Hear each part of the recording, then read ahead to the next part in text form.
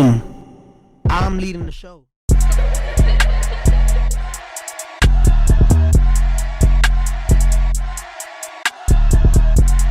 Boom. Perfect. Okay, so boom, bro. Boomski. So, speaking personally, right? Like, I don't have any reason to say this, and you know it's true by the way I look at you.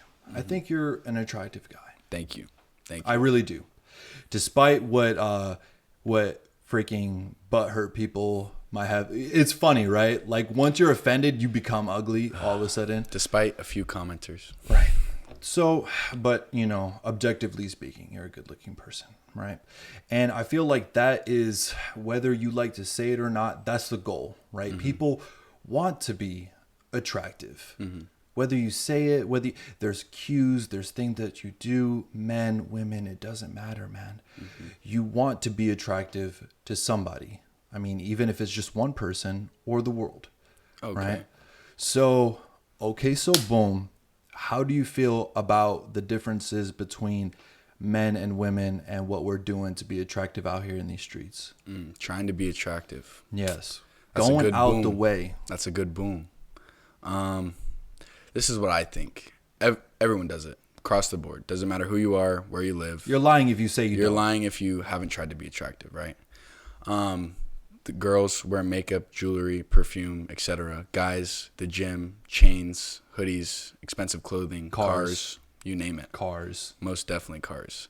And you know, trying to be attractive is not necessarily a bad thing. It can even be something that builds you up if you're working hard for that. But it shouldn't be all that you're focused on. I mean, that's how we had Visco girls happen. That's how we have mainstream stuff that people just buy for the clout, like Supreme, Gucci, stuff like that. That they don't even necessarily like, but it looks cool. Yeah, because you're trying to be attractive. Right. And that's the thing, like, because, for instance, right, people love to deny it. The fact of the matter is we're still animals, right? Like, seriously, though, like, we are still creatures. We are part of the earth. We're part of a hierarchy, so to speak, right? So these things that we're doing nowadays, it's like, I see it no different than like birds bringing over some type of like shiny stuff, flower or shiny stuff or soda, or like pick up, you know, we do it now. It's just like more subtle, maybe, you know what I'm saying? Maybe we're not outwardly talking about it, but we're still freaking doing it, bro. Most definitely. And I mean, it's good to an extent, but there's somewhere where we should draw a line. Where's that line? I think that line is where you're going outside of your means to do things like that. Like if you're putting stuff on credit card to buy sweet designer clothing, or you're taking out way too much money from the bank to get a sweet car that you can't afford. So when it's hurting your like personal financial setting, like Instead when it's of actually building like you up. hurting you just for the sake of attracting somebody. Exactly. Instead of building you up. When fashion should be more something that is unique to you, like the things that you like to wear, the things that you're comfortable in that make you look good, don't necessarily have to be Gucci or Supreme. Sure, Gucci, Supreme, name brand, they have great things to wear, but they're not the only things to wear. You can go to a thrift store, bro. Yeah, exactly. Thrifting's Rock that become freaking so Goodwill, popular bro. too. Exactly. I thrifted some Air Defenders that I found out later were worth like $200. Shit. They were fly. Some white Air Defenders. I loved them. Bro, here's my thing, right? A lot of guys sleep on fashion, right? They rather just buy a label. Here's my take on fashion, and I feel like a lot of straight guys are uncomfortable trying to like delve into this because they might feel some type of way about their own masculinity, right? The way I see fashion is this. Fashion is an indicator of your intelligence because you're self-projecting your own creative mind onto your quote unquote avatar that you're walking around in, right? When somebody puts together a well put together, thought out outfit, you are in the back of your mind, maybe subconsciously, maybe consciously, are thinking this person has to have some type of social intelligence in order to put together this outfit. Yeah, and it represents you and embodies you in a way. Like it shows off who you are when you have a true, well put together outfit, good style, good fashion. But if you're just buying a label, like anybody could buy. Yeah, and there's something, tons of right? and there's tons of jerks and douchebags running around in Gucci and Supreme. Plenty. I'm gonna reach. This might be a reach, but I'm gonna reach. I feel like people who are creative and generally have like a dope ass personality are the thrifters, are the freaking go-getters that aren't bogged down by labels. The ones that are into fashion but don't have a personality like at all are label chasers. Exactly. Because they're just going after what somebody else already socially validated as okay. You know what I'm saying? And they just put it on their body. Yeah. No thought behind it. To get that clout that comes with it, right? No thought behind it. Yeah. Just because it was expensive and people know that it's expensive. You know what I'm saying? You're a very special person if you've done the hard, grueling work of that thrift. Bro, Heart of Darkness. You know what I'm saying? Most definitely, because most of the time it's just trash is what it is. Yeah. You got to sift through. You got to find the diamond in the rough. When you find that gem, bro, I love thrifting. There's like an endorphin hit with it. You see something super awesome, super you at the thrift store that's cheap, mind blowing. You're this was meant to be. You know, no one else has it. Exactly. Whoever wore it might be dead. The secret's done with that. And you carry that shit on, bro. Exactly. Now it's You're unique wearing to it, you, bro. You're wearing it. Yeah. And another thing with trying to be attractive, on the other spectrum of things for girls, like with makeup and stuff. I know lots of girls, and I've talked to lots of girls about their expenditures on these types of things. And let me tell you, makeup, business, bro. Not cheap. People drop lots of money on makeup palettes, lipstick, you name it, everything. The Lizzie McGuire Walmart days are done. Those days are way in the past. Especially it's with Sephora, online. Baby. Exactly. It's Sephora.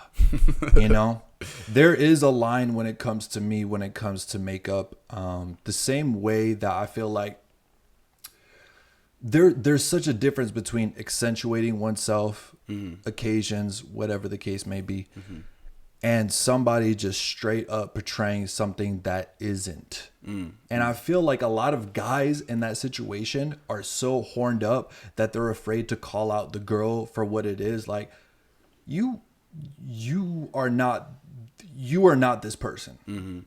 Like, you've basically made a painting on yourself. Yeah. At some point, you are your own Mona Lisa. Like, I feel like it's no different than when a guy exaggerates on his dick size or his height online. You know what I'm saying? Like, I feel like the same way a girl has every right to be offended if he shows up 5'5" instead of 6'2", is the same way that a guy has every right to be like, you don't look the same. You literally don't look the same. I do agree with that in those extreme situations. And I know that makeup's a super touchy subject for girls, especially. People get very heated about whether or not girls should be wearing makeup. I think that makeup is just fine. Not everyone's going to look their best every day. You're going to have facial stuff going, acne, sometimes some weird discoloration in the skin.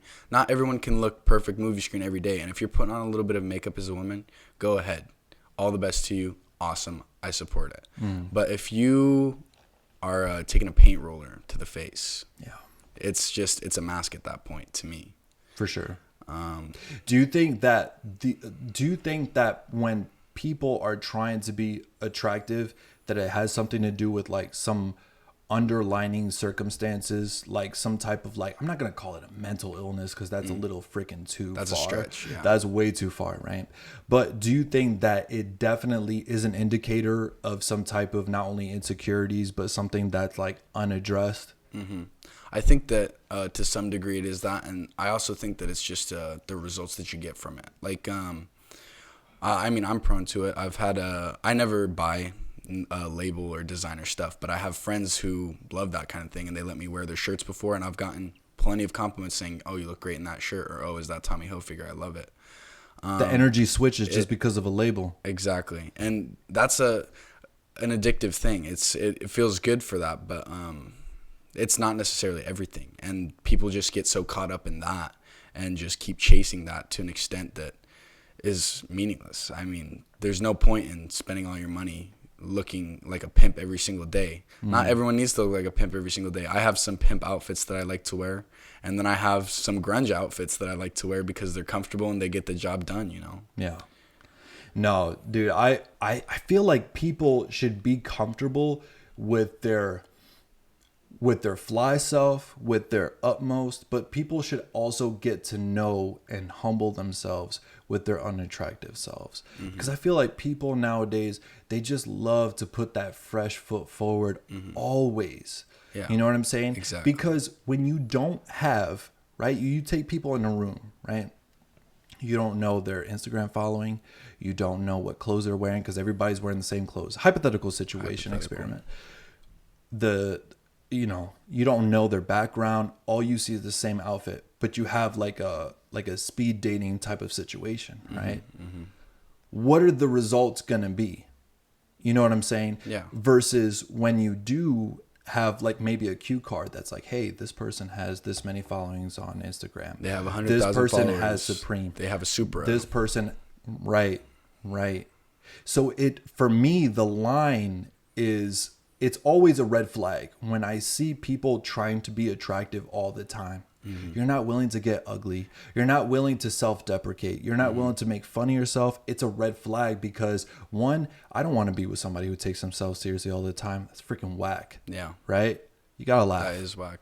But also, it's a sign that you're locked into a system, bro. Like, you're so locked into what... Would you be wearing Supreme if it wasn't popular, bro? No. It's garbage. It's a red bar with a word. That's it. Yeah. That's all literally there is to it. And the other thing is with people trying to be attractive, I mean, nobody, and I mean nobody, is attractive 24/7, 365. We all have our ugly moments. I don't care if you're... And we do all poop. We all poop. I don't care if you're Angelina Jolie. I don't care if you're young Jennifer Aniston. I don't care if you're the hottest movie star on the face of the planet. You've had your ugly days. Everyone has. And trying to hide that, Yeah. we just shouldn't. But I feel like now, and that's the danger of like social media, because like now people are like, well, maybe this motherfucker doesn't have like an ugly day. Maybe Exactly. there's They not think like that an they're off perfect, day. right? Right. Yeah. So then it makes you be like, well, I'm obviously substandard. Not perfect. Yeah. Yeah, I'm obviously substandard. Makes us feel small. Right. Makes us feel small. But you're not seeing that ugly. You're not seeing that spicy. Yeah, you're poop. not with them every single day. You're not with them 24/7. You're not with them with the makeup off. You're not with them off screen.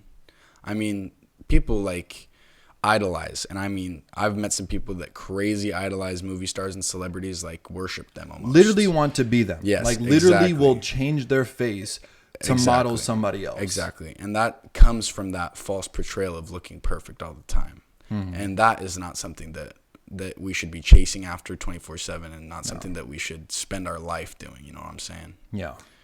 That's why on a kind of personal note, that's why I share really embarrassing stories about myself, because I just kind of feel like, one, I'm a big fan of making fun of myself.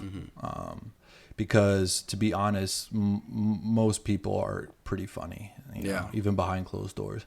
But besides that fact, it's just kind of like, I would never want to be known for just being attractive, right? Like, because at that point, not only are you just an object, you objectified yourself, like you're just an object, right? You turned yourself into an object. That's it. You are just attractive, right? Attractiveness should just be... You shunned all the other things. You didn't build a personality. You didn't build real skills. You focused on being hot.